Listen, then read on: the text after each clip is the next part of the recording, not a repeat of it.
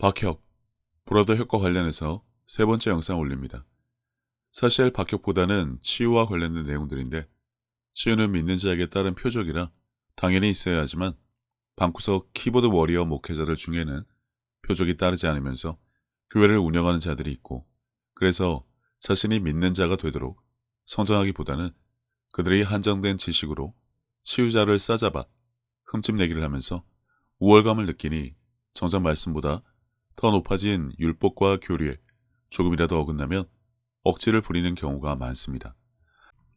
그래서 크리스찬인데 아직 표적은 따르지 않지만 말씀을 보면 표적을 따르는 것이 당연하다고 여기시는 분들, 그러나 마땅히 물어볼 사람도 없고 알려주는 곳이 없어 궁금해하시는 분들이 올바른 성장을 위해 그들이 주장하는 대표적인 것들을 뽑아 치유자를 바알의 선지자로 매도하는 심각한 일반화의 오류에 대한 잘못된 정보들을 정정해서 나누고자 합니다. 성령 충만한 자는 권능을 받고 표적이 따르는 것은 지극히 성경적인 가르침입니다. 스데반의 경우 예수님의 부활 승천 후 선별된 자로 그는 은혜와 권능이 충만하여 기사와 표적을 민간에 행한 것이 성경에 기록되어 있습니다.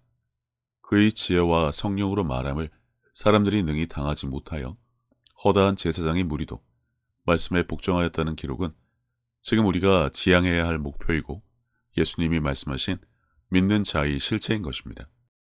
율법은 회개와 용서를 요구하지 않고 그 안에는 은혜가 없으며 율법의 행위로 구원은 불가능해 진리가 될 수 없습니다. 오직 복음 안에만 은혜와 의와 회개와 용서 그리고 죄사함이 있고 진리와 빛 그리고 생명이 있을 수 있습니다. 그래서 진정한 회개인 예수의 이름을 믿지 않은 삶을 인정하고 그분을 믿음으로 구주로 영접을 해야 예수님을 통해 구원의 길로 들어갈 수 있으며 그분의 공로로 인해 하나님의 선물로 의롭게 되는 것입니다. 이것이 바로 예수님을 통한 하나님의 뜻입니다.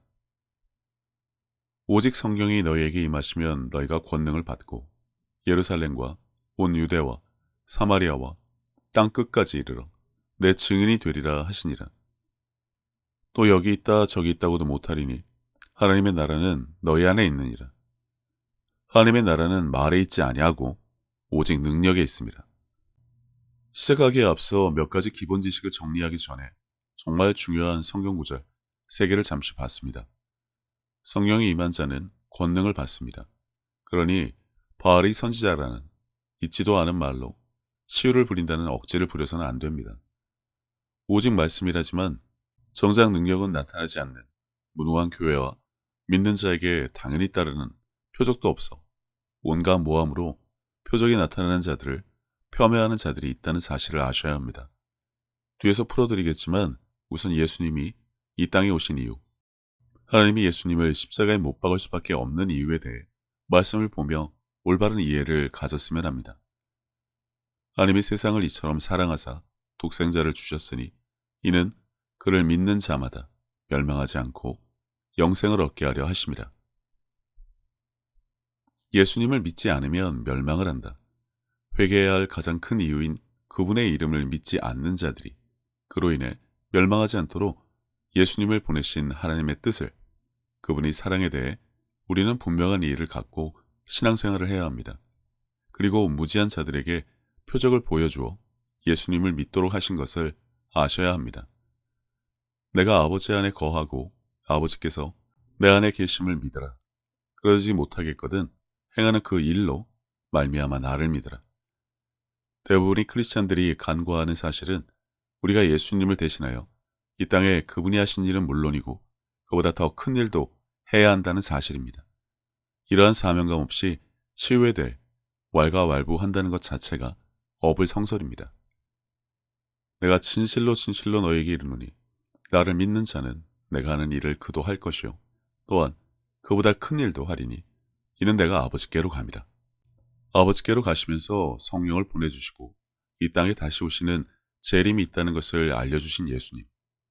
그때가 언제인지 아버지 외에 아무도 모르는 그 공백의 시간 동안 우리가 해야 할 일이 무엇인지 알려주신 이 말씀만 보더라도 믿는 자에게 따르는 표적이 없이는 이 일은 결코 성취될 수 없다는 것과 그것을 위해 우리에게 성령을 보내주신다는 것에 대한 분명한 이해를 갖기 원합니다.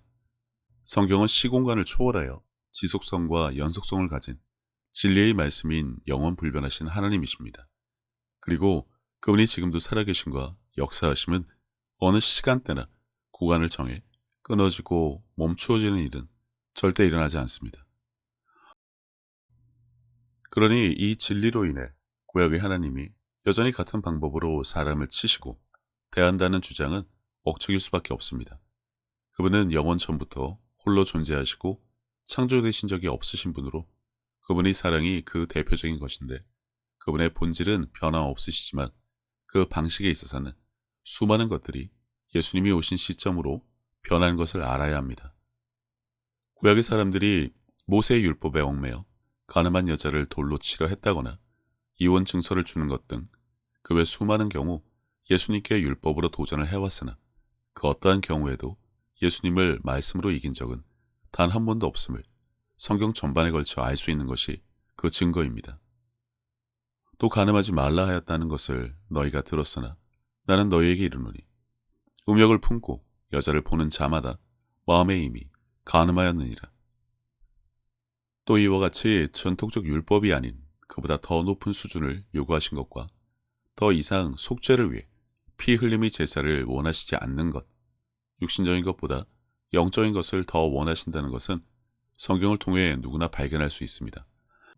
하지만 모함하는 자들은 구약의 사람들처럼 자신들이 신봉하는 율법과 모세의 전통에 따라 오직 여호와 하나님의 말씀을 따라야 한다며 공생의 기간 그들이 셀 수 없이 예수님을 대적한 것처럼 지금도 그들은 여전히 예수님을 대적하며 믿는 자에게 따르는 표적 또한 질병으로 죄를 지신 하나님의 고유 권한을 거짓 선지자들이 나타나 이를 고침으로 하나님을 대적하는 신성 모독을 하는 듯 어거지로 몰아갈 뿐입니다.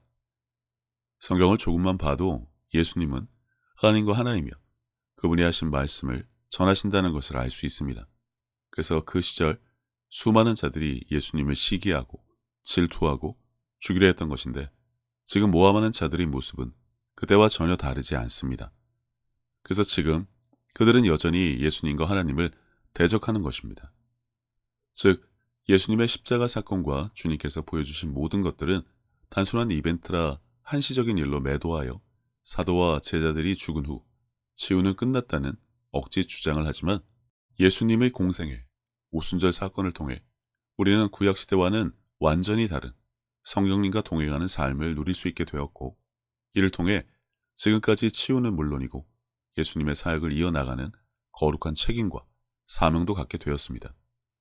그래서 누구든지 새로운 피조물, 시온의 백성, 레마의 말씀, 성령의 가르침을 통한 영적인 것에 대한 올바른 이해와 성령 충만에 대해 보다 높은 지식을 가지고 믿는 자에게 따르는 표적으로 올바른 신앙생활을 할 수 있게 되기를 바랍니다. 그럼 우선 아셔야 하는 몇 가지 기본 지식을 나누었으니 시작하도록 하겠습니다. 너희 말이 내가 바알세불을 힘입어 귀신을 쫓아낸다 하니 만일 사탄이 스스로 분쟁하면 그의 나라가 어떻게 서겠느냐. 내가 바알세불을 힘입어 귀신을 쫓아내면 너희 아들들은 누구를 힘입어 쫓아내느냐. 그러므로 그들이 너희 재판관이 되리라. 그러나 내가 만일 하나님의 손을 힘입어 귀신을 쫓아낸다면 하나님의 나라가 이미 너희에게 임하였느니라. 모함하는 자들이 주장에 의하면 모든 질병은 하나님이 그 사람이 죄를 질병으로 치신 결과라고 주장하지만 이는 시대착오적인 발상에 불과해서 몇 가지 성경적인 사실을 통해 올바른 이해를 가지기 바랍니다. 첫 번째, 하나님은 구약에서 특정 사람들을 질병으로 치신 경우가 있습니다.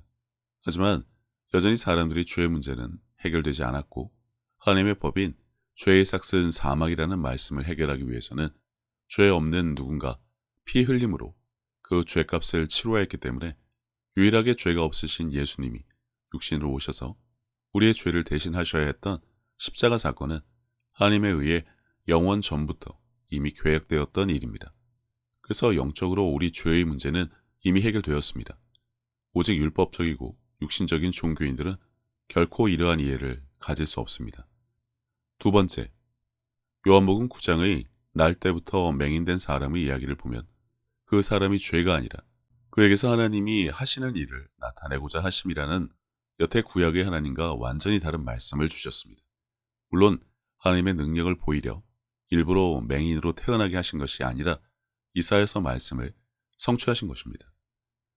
주의 성령이 내게 임하셨으니 이는 가난한 자에게 복음을 전하게 하시려고 내게 기름을 부으시고 나를 보내사 포로된 자에게 자유를, 눈먼 자에게 다시 보게 함을 전파하며 눌린 자를 자유롭게 하고 주의 은혜의 해를 전파하게 하려 하심이라 하였더라. 세 번째, 모함하는 자들의 주장에 의하면 하나님은 사람의 죄를 질병으로 치시고 바알세불은 그의 거짓 선지자들을 보내 사람이 각종 질병을 치유한다고 합니다. 이는 바알세불의 능력은 최소한 하나님과 동등하거나 그보다 더 강력하다고 주장하는 것입니다. 치유는 성령께서 하시는 일이기 때문에 성령을 모독하는 것은 사하심을 받지 못하고 영원한 죄가 됩니다. 이것이야말로 계속되는 그들의 근본 없는 신성 모독입니다. 그러나 내가 만일 하나님의 손을 힘입어 귀신을 쫓아낸다면 하나님의 나라가 이미 너희에게 임하였느니라. 네 번째, 후반부를 보면 귀신을 쫓는 자는 하나님의 손을 힘입는 자입니다. 그러니 예수님의 사역을 이어가는 자, 그 어떤 치유자를 하더라도 하나님의 손을 힘입어 치유를 하는 것이기 때문에 지극히 작은 자에게 하지 않은 것이 곧 나에게 하지 않은 것이라는 말씀에 의하면 치유자에 대한 이러한 대적은 치유자를 대적함이 아니라 곧 하나님을 대적하는 것입니다. 그리고 질병에 대한 정의나 발생 원인, 그리고 치유 과정을 아는 것보다는 현대의학이 설명하지 못하는 각종 치유의 결과를 보자면 그것이 성령의 역사하심이 아니고서는 결코 일어날 수 없는 것이란 믿음을 가지시기 바랍니다. 다섯 번째, 모함하는 자들이 말하는 죄사함이 치유라든가 그리스도임을 나타내기 위한 치유다라는 주장은 이치에 맞지 않습니다. 하나님은 질병으로 치시고 예수님은 오셔서 이를 고치시고 바알세불을 예로 들으시며 서로 분쟁하면 집안이 옳게 설 수 없다는 즉이 단순한 말씀만 보더라도 하나님과 예수님이 이런 일을 발벗고 나서서 하셨다는 것인데 그들의 주장은 이처럼 모순된 부분이 너무 많습니다. 표적은 믿는 자에게 따르고 표적이 따르게 되는 믿는 자는 다음 구절을 보시면 복음을 듣고 믿고 세례를 받아 구원을 받은 모든 불특정 다수를 지칭합니다. 또 이르시되 너희는 온 천하에 다니며 만민에게 복음을 전파하라. 믿고 세례를 받는 사람은 구원을 얻을 것이요 믿지 않는 사람은 정죄를 받으리라. 하지만 모함하는 자들은 이는 예수님이 직접 제자와 사도들에게만 주신 것이라 한정해서 지금 시대에 기사와 표적이 따르는 자를 무조건 매도하려 합니다. 믿는 자들에게는 이런 표적이 따르리니 곧 그들이 내 이름으로 귀신을 쫓아내며 새 방언을 말하며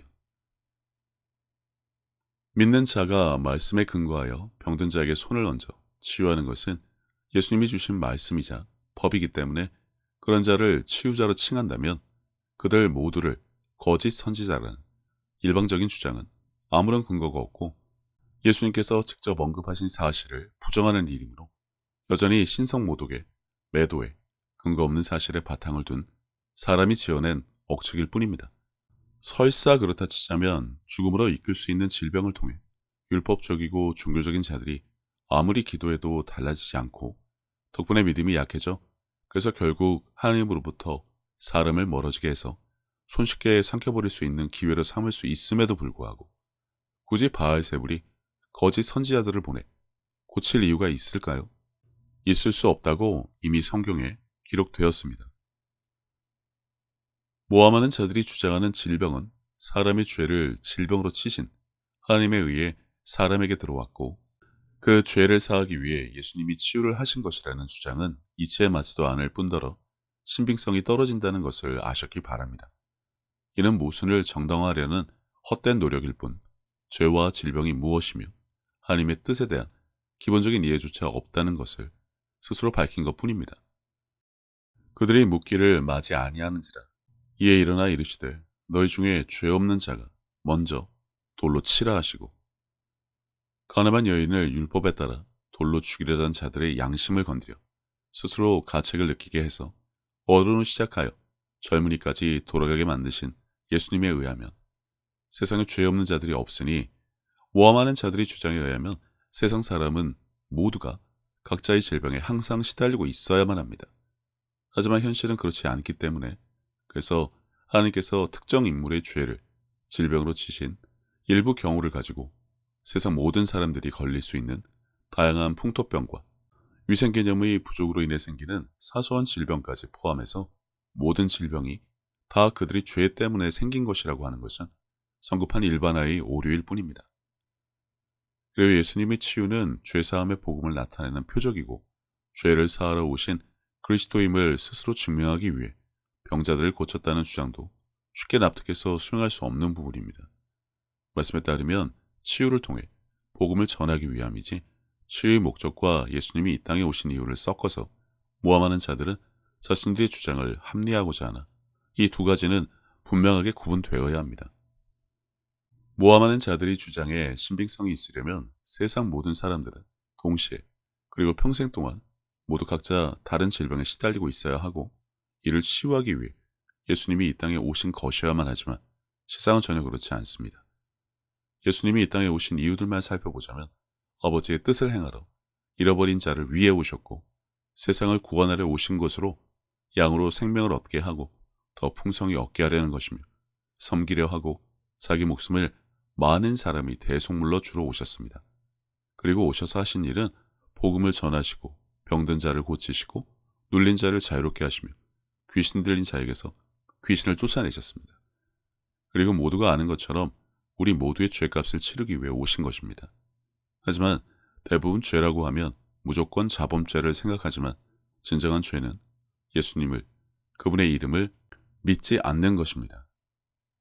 성경을 보면 죄사함의 복음이란 말 대신 천국 복음을 전하러 오셨다는 표현과 그분은 그가 그리스도임이 밝혀지는 것을 극히 꺼리고 사람들에게 여러 번 주의를 주신 것을 알 수 있는데 그래서 이와는 정반대로 예수님이 스스로 그리스도임을 증명하기 위해 치유를 했다는 주장은 예수님의 말씀과 전혀 다른 억측일 뿐입니다. 모함하는 자들이 가장 많이 이용하는 구절 두 가지를 보겠습니다. 그날에 많은 사람이 나더러 이르되 주여 주여 우리가 주의 이름으로 선지자 노릇하며 주의 이름으로 귀신을 쫓아내며 주의 이름으로 많은 권능을 행하지 아니하였나이까 하리니 그때에 내가 그들에게 밝히 말하되 내가 너희를 도무지 알지 못하니 불법을 행하는 자들아 내게서 떠나가라 하리라. 바알의 선지자, 거짓 선지자들이 그날에 살아보려고 예수님을 찾아와 공색한 변명을 하는 것이라는 주장을 통해 기사와 표적은 바알세불 졸개들이 전유물로 몰아가려고 하지만 전혀 그렇지 않습니다. 앞에서 이미 밝혔지만 제자들, 믿는 자들이 나가 두루 전파할 때 주께서 함께 역사하사 그 따르는 표적으로 말씀을 확실히 증언하셨다는 기록만 보더라도 표적은 단지 믿는 자에게 따르는 것. 하지만 우매한 자들에게 보여주기 가장 좋은 전도 방법 중 하나란 것을 알아야 합니다. 왜냐하면 그들은 오감의 노예로 보지 않고는 믿지 않았기 때문입니다. 앞에서 이미 언급했지만 뒤에서 조금 더 자세하게 풀어드리겠습니다. 그때의 사람이 너희에게 말하되 보라 그리스도가 여기 있다. 혹은 저기 있다 하여도 믿지 말라. 거짓 그리스도들과 거짓 선지자들이 일어나 큰 표적과 기사를 보여 할 수만 있으면 택하신 자들도 미혹하리라. 이 말씀 때문에 기사와 표적을 행하는 곳에 가지 말아야 한다고 합니다. 이는 성경에 대한 이해가 전혀 없는 자라 하더라도 할 수 있는 주장이 아닙니다. 의도적으로 표적을 폄훼하려는 목적이 아니라면 말이죠. 모함하는 자들이 주로 이용하는 두 구절에 대해 같이 알아야 할 것은 택하신 자라고 하더라도 미혹될 수 있다는 것입니다. 그 말은 앞 구절의 경우 교만해서 변절한 자, 따르는 표적을 통해 자신을 높이려는 자들이라고 보시면 됩니다. 당연히 하나님의 사랑을 잊어버리고 스스로 왕이 되려는 자들을 말하는데 이미 이런 자들은 해외의 치유자 중에 종종 있어 왔습니다. 물론 한국에도 표적이 전혀 따르지 않음에도 불구하고 치유를 한다고 해서 결국 사람을 죽게 만들어 불신을 일으킨 자들이 많아 그들이야말로 진정한 사기꾼이긴 하지만 그렇다고 해서 그들을 거짓 선지자나 거짓 그리스도라고 몰기엔 그들의 주장은 너무나 빈약할 뿐입니다. 무지한 자들이 자발적으로 단지 돌팔이에게 직접 간 것뿐입니다. 무죄한 자들이 스스로 무덤을 판 것뿐입니다. 그로 인해 표적 모두가 가짜이고 불신의 대상으로 단정하는 것이야말로 일반화의 오류일 뿐입니다. 두 번째 구절. 그때에는 언제일까요?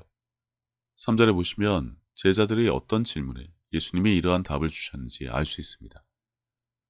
예수께서 감람산 위에 앉으셨을 때 제자들이 조용히 와서 이르되 우리에게 이르소서 어느 때에 이런 일이 있겠사오며 또 주의 임하심과 세상 끝에는 무슨 징조가 있사오리까? 주의 임하심과 세상 끝은 지금, 오늘, 현재가 아닙니다.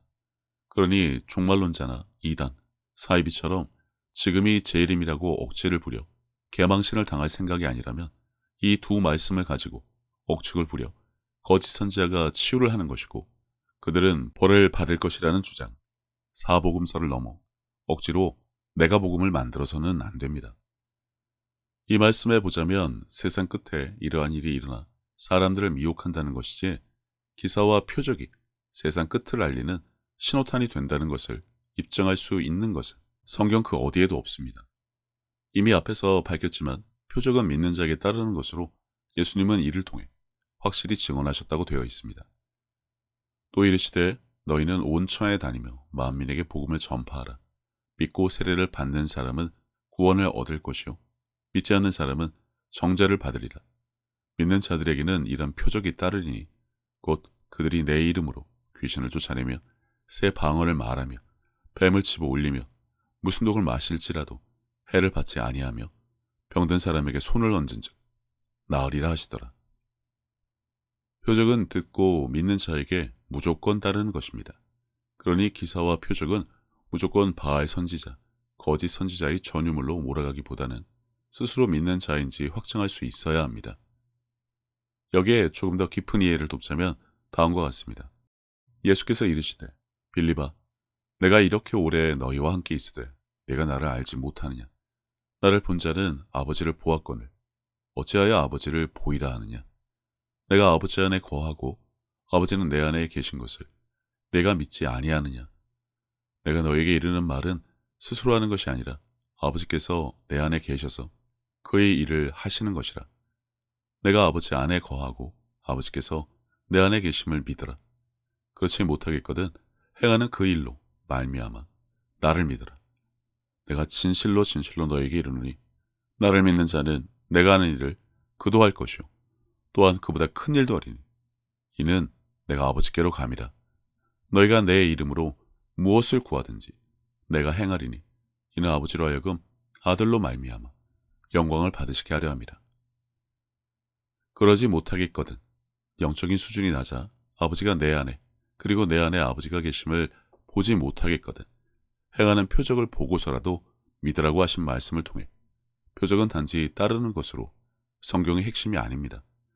영적인 눈을 갖지 못한 자들, 믿음이 없는 자들, 확신이 없는 자들은 무엇이라도 봐야 믿는 도마와 같을 뿐이지만 그보다 높은 등급의 사람들은 그들과 다른 무엇인가를 볼 수 있다는 것입니다. 예수님이니 당연히 보여지는 것이 아니라 믿는 자라면 누구나 보여지게 할 수 있고 또 그것을 볼 수 있어야 한다는 것입니다. 육신에 거한 사람은 육신의 일을, 영에 거하는 자는 영의 일을 생각한다는 말씀에 대한 이해를 통해 이 부분에 대한 확실한 의식을 갖게 되시기 바랍니다. 친히 나무에 달려 그 몸으로 우리 죄를 담당하셨으니 이는 우리도 죄에 대하여 죽고 의에 대하여 살게 하려 하심이라. 그가 채찍에 맞음으로 너희는 나음을 얻었나니. 그리고 이 구절을 이용해서 죄사함을 위해 십자가에 달리셨으니 치유도 그리고 오신 이유도 다 죄사함이라는 주장을 하지만 이미 그들의 주장에 의하면 하나님은 질병으로 죄를 치시고 예수님은 치유를 하시는 바알세불이 비유와 같은 일을 한다는 억지 주장에 지나지 않는다고 계속 나누고 있습니다. 죄사함 이벤트로 끝이라는 말밖에는 되지 않는데 단지 그것 때문이다. 기독교에 대한 기초 지식이 전무하지 않으면 이런 어거지를 주장할 수 없습니다. 현실적으로 좀 봅시다. 현대에 질병이 그대로 있습니다. 그렇다면 예수님이 공연히 십자가에 달리신 것밖에는 되지 않습니다. 여전히 죄의 문제는 해결되지 않았고 십자가는 단지 해프닝, 이벤트에 불과하다는 소리입니다. 모함하는 자들이 주장이 아니더라도 이는 분명한 성경적인 이해를 가지고 있어야 합니다. 질병은 다양한 경로를 통해 사람에게 들어옵니다. 안에서 생기기도 하고요. 이유와 원인은 다양할 수밖에 없지만 이를 모두 죄로 인한 결과로 치부할 수 없습니다. 그렇다면 이 시대의 치유, 따르는 표적에 의한 질병으로부터 자유함을 받는 것은 지극히 성경적인 말씀이고 그것을 올바르게 행하는 자, 표적이 따르는 믿는 자가 있어 주님이 하신 일은 물론이고 그보다 더 큰 일도 해야 하는 것은 당연한 일입니다. 그게 문제가 된다는 것은 자신들이 하지 못하는 이유를 어떻게든 속이고 감추고 정당화하려는 발악에 지나지 않습니다. 중요한 것은 그것을 할 수 있는 자가 있느냐의 문제이고 그것이 가능하도록 성장하는 것이 우리의 책임이자 의무이지 치유를 폄훼하고 믿는 자를 바알의 거짓 선지라도 매도하는 것은 열등감에 의한 선동질에 불과합니다. 정치와 사회, 어디에서도 볼 수 있는 일입니다. 내가 안 되고 못하니 되는 사람만 보면 그리고 잘하는 사람만 보면 무조건 셈이 나거나 배가 아프다. 더 적당한 표현 같습니다. 그들이 가진 목적은 순수하지 않습니다. 자신들이 믿는 것, 아는 것, 신봉하는 것을 더 높이려는 교만에서부터 나온 것으로 무능함에 대해서는 이런 방구하지를 않습니다. 믿는 자가 아니라서 표적이 따르지 않기 때문이죠. 결코 그들은 하나님을 위해 이런 일을 하는 것이 아닙니다. 율법과 교리를 높여 자신들의 교만함을 우월감으로 포장해서 마치 정당하고 신앙적인 주장인 듯 사람들에게 나타내 보이려는 것뿐입니다. 현혹하는 자라는 것으로만 아시면 됩니다. 예수님도 문둥병자들을 치료하시면서 결과를 제사장들에게 가서 보이라고 하셨는데 이를 가지고 마치 그들의 권리와 권세가 예수님보다 높은 것으로 치부하는 것도 엄연한 잘못입니다. 성경에 대한 기본 지식이 없음으로 인해 생긴 무지는 물론 이것이야말로 성급한 일반화의 오류일 뿐입니다.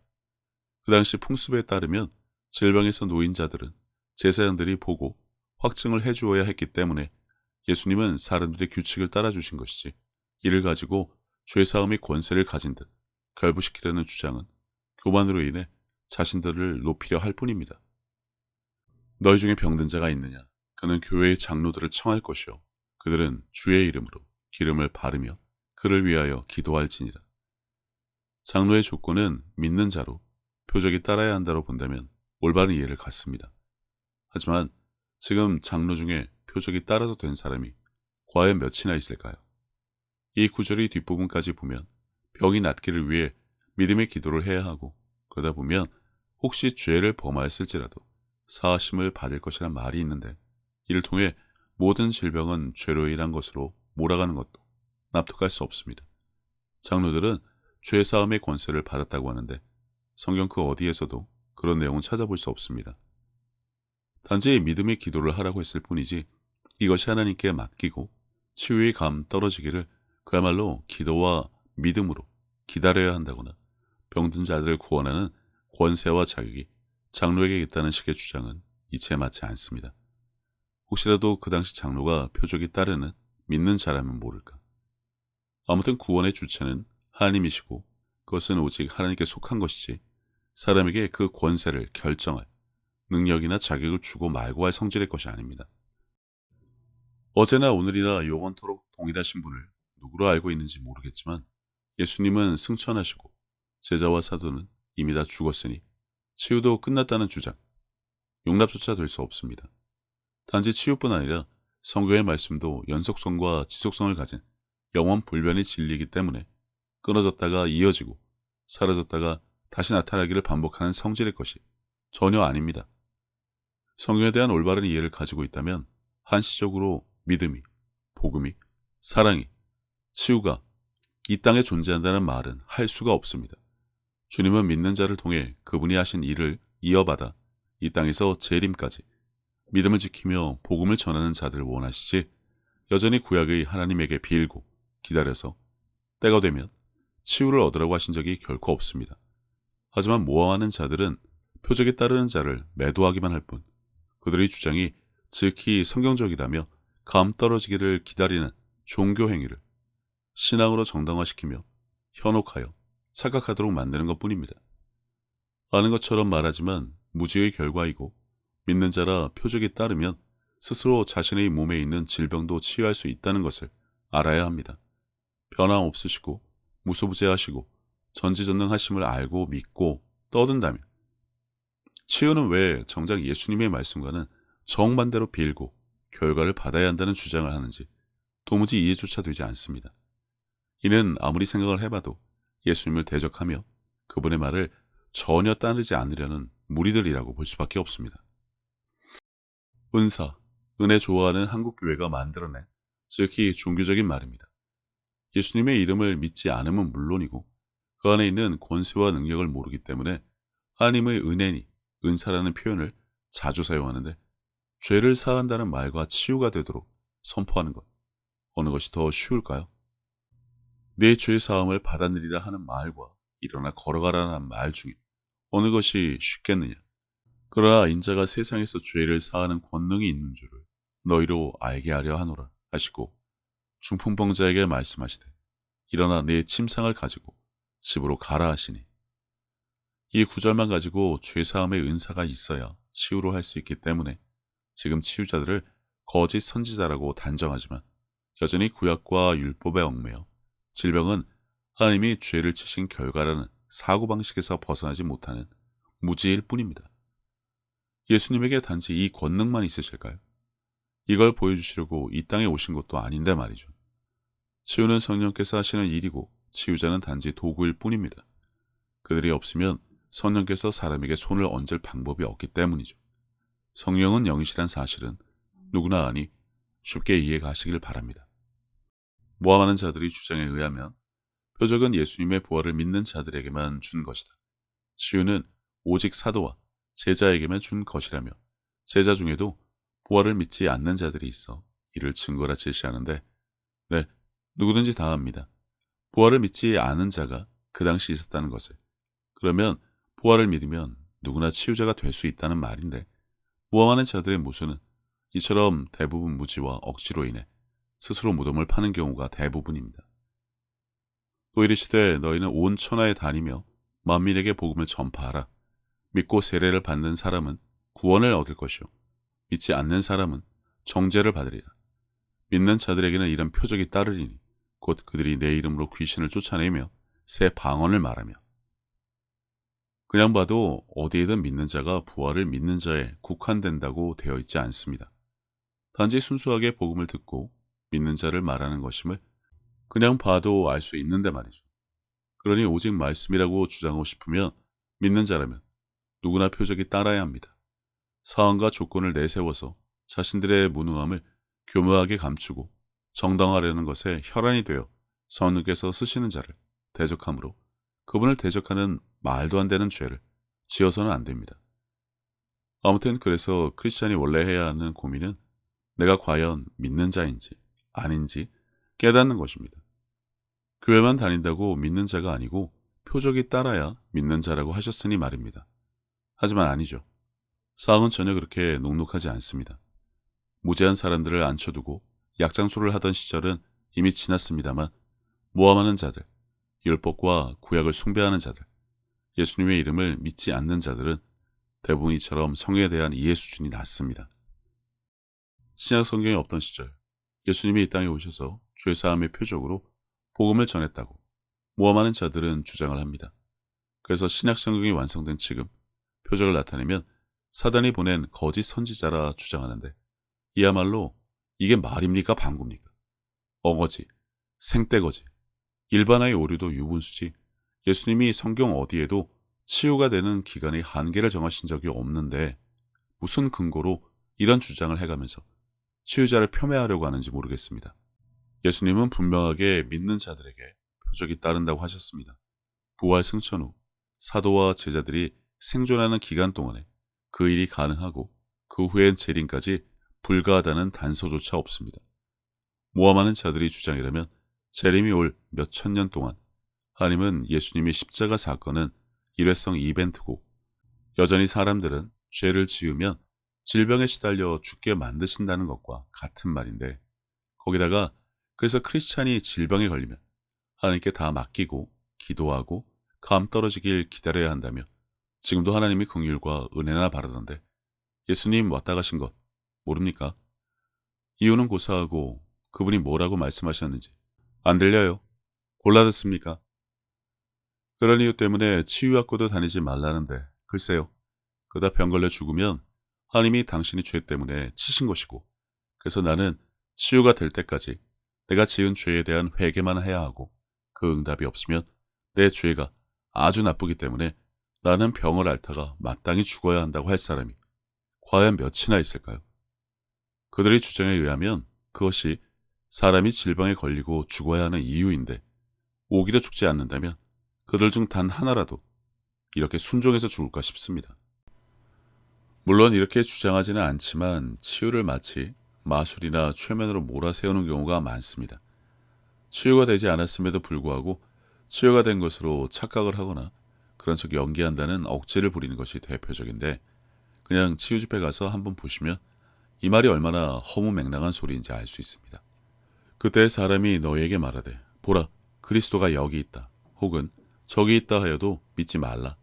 거짓 그리스도들과 거짓 선지자들이 일어나 큰 표적과 기사를 보여 할 수만 있으면 택하신 자들도 미혹하리라. 그때나 거짓 선지자, 바알이 선지자가 활개 친다는 것이고 그들이 보이는 기사와 표적을 주의하라는 말씀이지 지금 모든 표적은 바알이 짓이라는 주장을 한들 뱀처럼 지혜롭게 넘기면 그만입니다.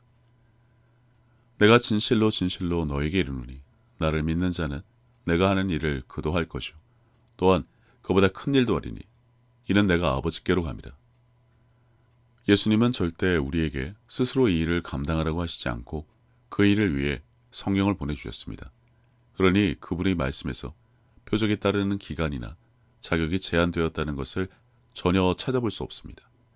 유일한 조건은 믿는 자라는 사실 뿐입니다. 아무나 교회에 댕길 수 있지만 누구나 믿는 자가 되지 않습니다. 그래서 그 귀한 믿는 자, 누구에게나 표적이 따른다고 하신 것이고 인자가 왔을 때 믿음을 보겠냐고 하신 이유도 진정으로 믿는 자, 영과 진리로 예배를 드리는 자, 하나님의 사랑으로 가득한 자, 그분의 일을 계속해서 하는 자가 귀하기 때문입니다. 차고 넘치지 않을 것이라는 사실을 미리 알고 오히려 물어보신 것입니다. 기대할 수 있을지 말입니다. 사실 진정한 크리스찬이라면 표적에 따르는 믿는 자가 되어 예수님이 하신 일을 계속 이어가는 일 말고는 관심이 없어야 합니다만 엄한 논쟁이나 따지는 과정 중에 제한적인 인간의 지식을 통한 이해부터 해야 믿는 사람의 습성 때문에 이런 사단이 난 것이니 마땅히 해야 할 일에 최선을 다하시기 바랍니다. 구약의 율법에는 구원이 없고 진리도 아닙니다. 그 누구도 율법의 행위로는 구원을 받을 수 없습니다. 주여 주여 하고 외칠 수 있는 자는 누구든지 하나님의 뜻을 알고 그 안에 의가 있는 자여야 합니다. 하지만 거짓 선지자, 그리스도, 그리고 예수님이 도무지 알지 못하겠다는 자들은 그들 안에 의라는 것 자체도 없고 하나님의 사랑을 알지도 못하고 예수님을 대적하여 자신을 높이려고 했던 자들임을 알아야지 믿는 자에게 따르는 표적으로 불법을 행하는 자들이라 오히려 그들을 폄훼하려는 자, 표적에 따르지 않는 자신의 무능을 정당화시키려는 고의적인 행동들은 모두 주의해야 할 것입니다. 지금 세상에는 표적이 따르는 믿는 자가 정말 부족합니다. 한국은 말할 것도 없고요. 치유자마다 거의 100만 명을 감당해야 할 만큼 귀합니다. 그래서 성장해야 합니다. 그리고 서둘러야 합니다. 이것이 되지 않아 암에게도 도움을 받지 못해 죽어간 사람들이 너무나 많다는 것을 기억해서 어떠한 수고와 노력도 감수하는 진정한 크리스찬의 삶이 되시기를 바랍니다. 무엇보다 분명하게 알아야 할 것은 믿는 자라면 누구나 따라야 하는 표적을 대적하는 자, 그것은 예수님을 대적하고 조롱하는 자라는 사실입니다. 방언을 못하면 표적을 믿지 않는 자이고 또한 예수님의 부활 승천을 믿지 않으며 결국 하나님의 뜻을 믿지 않는 자라는 사실입니다. 다음 말씀을 영으로 받으시고 믿는 자가 되어 예수님이 하신 일은 물론이고 그보다 더 큰 일도 하는 장성한 자가 되시기를 바랍니다. 또 이르시되 너희는 온 천하에 다니며 만민에게 복음을 전파하라. 믿고 세례를 받는 사람은 구원을 얻을 것이요 믿지 않는 사람은 정죄를 받으리라. 믿는 자들에게는 이런 표적이 따르리니 곧 그들이 내 이름으로 귀신을 쫓아내며 새 방언을 말하며 뱀을 집어 올리며 무슨 독을 마실지라도 해를 받지 아니하며 병든 사람에게 손을 얹은즉 나으리라 하시더라. 주예께서 말씀을 마치신 후에 하늘로 올려지사 하나님 우편에 앉으시니라. 제자들이 나가 두루 전파하세 주께서 함께 역사하사 그 따르는 표적으로 말씀을 확실히 증언하시니라.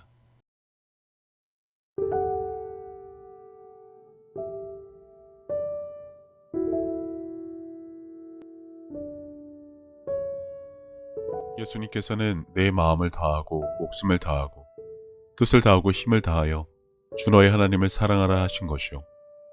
둘째는 이것이니 내 이웃을 내 자신과 같이 사랑하나 보다 더 큰 계명은 없다고 하셨습니다. 생각해보면 믿는 사람들은 이미 하나님께 받은 것이 너무나 많은 것을 아는 자들입니다.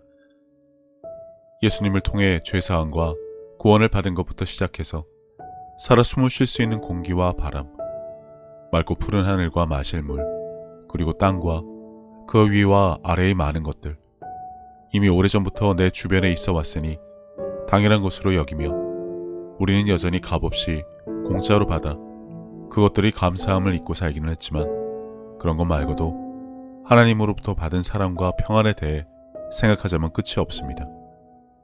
하지만 사람은 하나님으로부터 받은 그 많은 은혜를 갚을 방법이 없습니다. 그래서 하나님께서는 내 이웃을 내 몸같이 사랑하는 것으로 그것을 대신 갚으라고 하신 것인지도 모릅니다.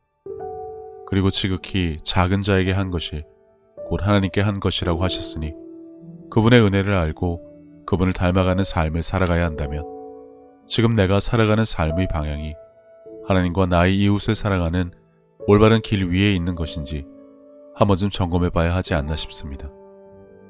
이와 같이 하나님의 뜻, 그분이 기뻐하실 일이 무엇인지 알고 내게 주어진 소명을 다하기 위해 끊임없이 힘쓰고 노력하는 것도 크리스찬들이 마땅히 해야 할 일이 아닐까라는 생각을 해봅니다. 이제는 세상 유행에 따라 요동치던 내 마음을 모두 내려놓고 혼자서 하나님의 뜻을 헤아리는 시간을 가져보시기를 권해봅니다. 하나님은 세상 모든 사람들을 사랑하십니다.